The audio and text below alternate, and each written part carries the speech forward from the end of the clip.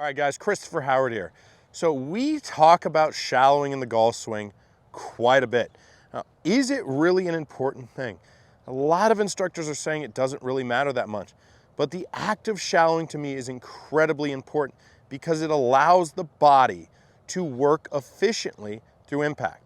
Now, a lot of people misconceive what shallowing is. A lot of people believe that shallowing is just the movement of the club head behind the hands. And while that is what the act of shallowing is, there are other components that are going to go into that movement to put you in a good position every time. The more I shallow, the more my body must rotate to keep me on plane. Old school instructors would talk about pulling the club with the hands down and keeping it on plane. That is still where we want the club to go. We still worry about getting it on a good plane line. But how we get there has a lot of variables, and shallowing is one of them. The more the club wants to move behind my hands in transition, the more I need to rotate my body open. The more it shallows, the more I need to be open into impact in order to deliver the strike. Now, I as a coach really like that open rotary look because it allows players to really utilize the ground. It allows the shaft to really move up and left through impact, which is what we talk about a lot. You hear up and left from a lot of coaches, and shallowing makes it much easier for players to be able to get that position every time. Now, the first major key to being able to shallow the club is creating body stability and balance. When I set up, I want to get into a good position where my pressure's in the balls of my feet. I don't want to be moving to regain balance points in my downswing. The second that starts to happen is the second I start to struggle. Once I get those balance positions, I want to get a big turn with a lot of depth in my backswing. Depth is how far my hands are going to be behind my body. I measure that relative to heel line. I've spoken about that several times. The more depth you get, the more the hands are going to need to work out in the downswing, which will allow the shaft to shallow. So big turn in the backswing with good stability throughout. Make sure when you're turning to the top of your backswing, you're really feeling the pressure load into the inside heel of that trail foot every time, and then you're going to be set up for success if you're trying to get the shaft to move behind you. Now, we're starting the downswing and we're looking for cues to get the shaft to shallow. If we remember, we wanted to load everything up and get a lot of depth.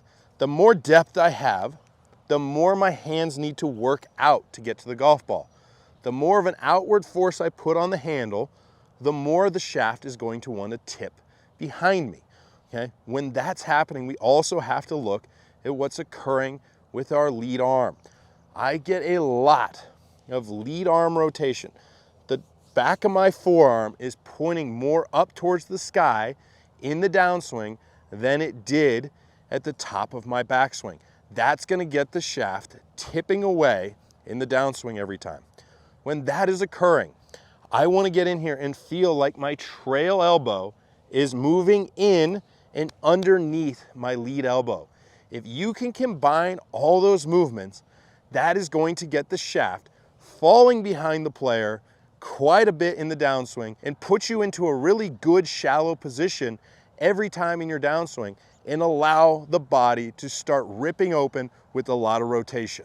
Now, before we get into rotation, we have to understand while that shaft is shallowing, okay, if I don't get the proper wrist angles, somewhat bowed down or with the really strong grip, then my face is going to get open and I'm not going to be able to keep the rotation going through impact. And if I'm shallow without rotation, then I'm in big trouble. So when we're looking to create that shallowing motion, I need to answer that with rotation. I don't just want to get in here, have the shaft fall behind me, and then try and swing way out to right field for a right-handed golfer. That is a lot of trouble. I want to be in here where my body opening gets the shaft back on plane every time. So if I'm shallowing here and I answer that with rotation, now my club is in a good position. So it would look something like this. Boom. That keeps that shaft in a good movement pattern while I keep my body opening. And once I start getting in here, my body's opening, then I can just launch everything onto my lead side, and I've created a nice, powerful, balanced, passive golf swing that's going to put me in a position to hit the shots that I want to every time. So if you guys are looking to shallow, remember, you need to be balanced throughout. Get a big turn in your backswing. After you do all that, you're gonna wanna feel the lead forearm roll up towards the sky while the trail elbow moves underneath your lead arm. That's gonna get it shallowing. Rip your body open, get the rotation going, and that club's gonna spring out in front of you, and you're gonna have a nice, powerful golf swing. Hope you enjoyed that video, and I hope to see you next week. Hey guys, if you like this video, please like and comment. I come out with new content every Saturday, Sunday, Tuesday, and Thursday. Thanks a lot, you guys.